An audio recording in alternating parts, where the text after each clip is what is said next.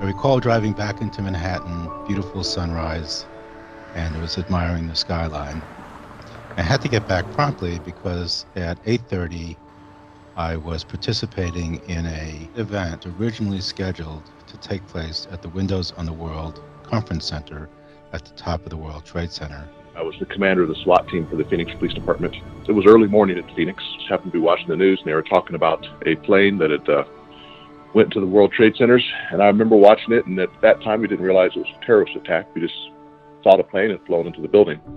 I saw the second plane hit the second tower, and obviously knew immediately that life was going to change. I remember most watching the second plane hit the tower. That is like seared in my memory, as it is the case for many people.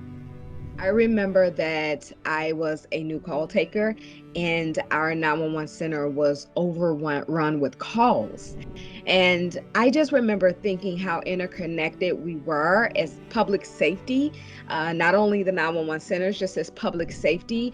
I ended up at the Pentagon on this September 11th, and then at Ground Zero, New York City on September 12th. We went immediately into a preservation and protection mode. We began activating resources, pre-deploying resources, specifically those that had the ability to support law enforcement, like hazardous materials teams. Trying to understand how we were vulnerable and understand how far reaching this was. It was just all about all the actions, and things were happening 100 miles an hour. Trying to focus on one thing was just utterly impossible. It was a collective trauma to the entire first responder community across the country. So I'm speaking with you today because the meeting that I was scheduled to participate was moved to Midtown Manhattan.